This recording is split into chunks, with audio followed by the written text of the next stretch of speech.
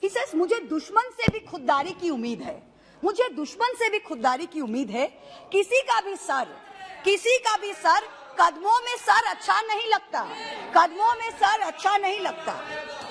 Because I remember opposing the UAPA bill, in those days a bill, standing here, and the Honorable Speaker told me that why are you getting so excited about this? ये तो आतंकवादियों का लिए है.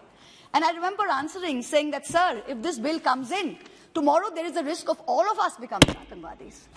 And the UAPA has been misused. And today we have a fear that this bill itself may be misused, which is why we are standing up today.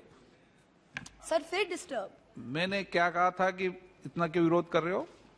Sir वो record में है sir, मुझे खत्म करने दीजिए. आपने बोला कि अध्यक्ष महोदय ने कहा कि आप इतना विरोध क्यों कर रहे हो? ये आपने कहा था कि आप इतना आप कभी भी अध्यक्ष के मामले में बोलते समय मैं आपको फिर कह रहा हूं कि बिना कोई ऑथेंटिक टिप्पणी के लिए आसन के बारे में मत बोला करो. अच्छा, आप देख लीजिएगा रिकॉर्ड, सर है रिकॉर्ड में, आपने कहा था, ठीक है. So what is it that is so dangerous about this bill? This law रखते हुए कैसे बात कर सकते हैं आसन के खिलाफ? record isn't there, it is in the Lok Sabha, in the archives. No, you have to put the record. पहले सदन स्थगित करके record I can show you in the speech. Let me finish. I'll show the speech. मैंने आपको record का copy रखना चाहिए. कभी भी सदन के If it's not in the record, explain. Is it so simple? पहले बोल जाओ फिर एक्सपेंसेस करो, ये कोई तरीका है? लाइव टेलीकास्ट होता है सर, ऐसे नहीं चलता है. देखा है सर, देखा है. अध्यक्ष जी ने विरोध किया क्या? अध्यक्ष जी ने विरोध किया क्या, ये बताओ आप. क्या अध्यक्ष जी ने विरोध किया क्या, ये बताइए. आपकी बात का अध्यक्ष जी ने तो विरोध नहीं किया ना. I'm sure the honorable speaker sir has already addressed me, Mr. Meghwal. Please, I would advise you, please let me finish. Thank you.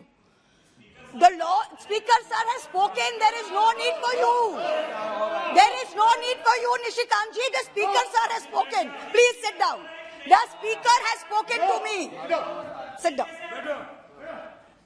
The speaker has addressed me. I have accepted it. This law is being proposed in the absence of any overreaching data protection law, which India so desperately needs today. 5 years ago, we mentioned the data protection law. It is still not being brought in. You are saying that there has been advance of technology in the last decade, which is why we need to repeal it. But with the advance of technology, there is a flip side. The state has even greater powers of surveillance. So when we in this House authorize any legal expansion of the ambit of these powers, we need to ensure that these powers can be controlled, can be regulated. The old act was only photographs and fingerprints. Now you've added retina, you've added biological samples, behavioral. So we are signing off, basically all of us, on much greater powers of the state. So we need to put in very solid safeguards. This bill has no such safeguards. The malefides of this bill are apparent not only in the unconstitutional provisions it seeks to enforce, but it seeks to blur out all distinction, any and all distinction between an under trial, a detainee, a suspect, and a convict. And it is using the words a person involved in any crime. It's a very broad sweep. The expansion of this ambit of the law's operation to people who have been arrested for any offence include people under preventive detention laws. So therefore, the privacy of individuals who are not convicted of any wrongdoing are being put at the mercy of the state. If I would like to quote Faiz Ahmed Faiz, who said, "Tire ilzam bhi, sange dushnam bhi." So you're putting not only ilzam, you're also giving us infamy.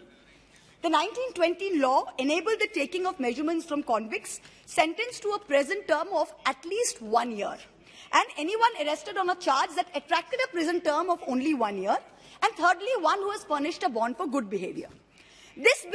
This present bill includes all convicts and anyone arrested under any law or detained even under preventive detention. It is increasing the offences from minimum of 1 year to 7 years imprisonment under Section 3. But as Mr. Tiwari pointed out, the proviso to Section 3 has been very poorly drafted.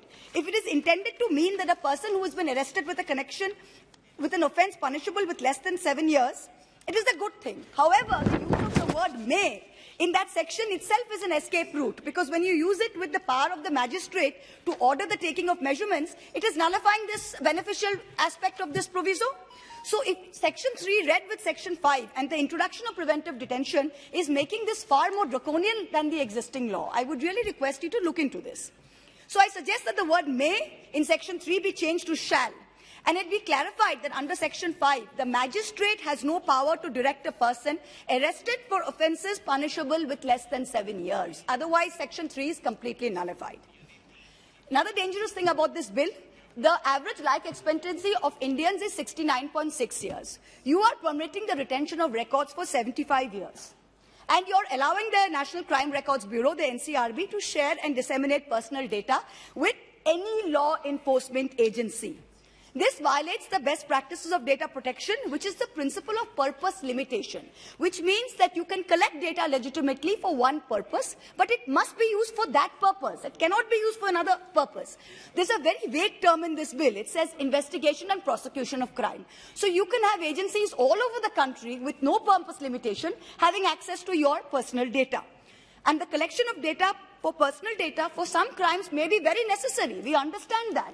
But there is no distinction between those crimes and other crimes. It's a very wide sweep, which can be very dangerous. Now, this bill will make the dreaded Thanedar, even more dangerous. It gives virtual carte blanche to the police for sample collection. The old 1920 Act authorized police officers of the rank of sub-inspector and above. This new bill is letting police officers not below the rank of a head constable and prison officers not below the rank of a head warden to take measurements. So it's lowered the threshold. And if you refuse to take these measurements, that is an offence under Section 186, which is obstruction of duty for public servant, as Mr. Maran pointed out, of the IPC. Now, this bill is allowing police and prison officials to collect measurements regardless of the refusal. This is a violation of fundamental rights, and this is going to shut out any dissent. This is the vagueness and overbreadth of several provisions is extremely concerning. Now, there's no appeal mechanism. If the magistrate says directing it, there's no appeal mechanism against the decision of the magistrate.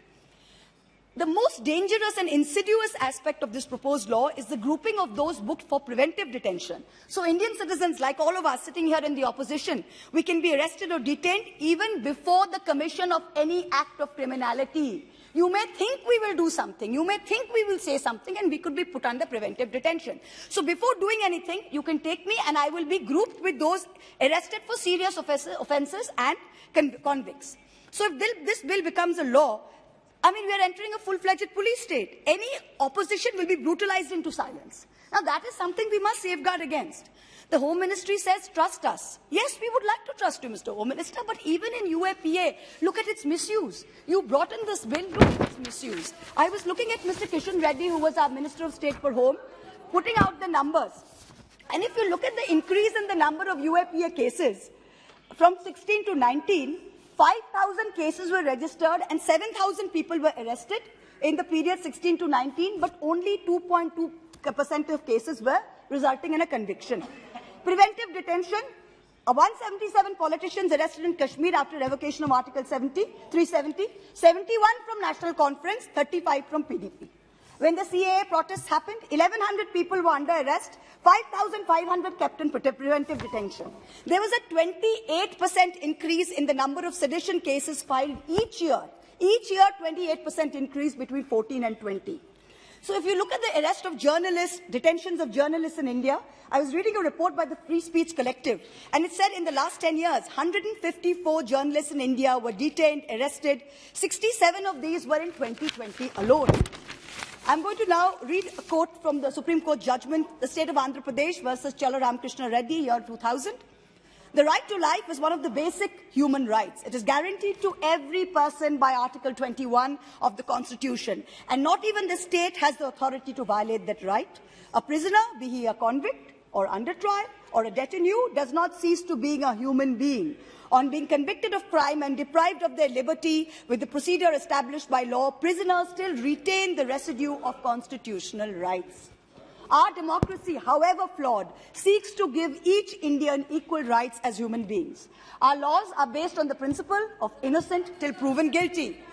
I will quote the poet Javed Akhtar, and he says it very nicely. He says, "मुझे दुश्मन से भी खुददारी की उम्मीद है, मुझे दुश्मन से भी खुददारी की उम्मीद है, किसी का भी सर, कदमों में सर अच्छा नहीं लगता, कदमों में सर अच्छा नहीं लगता."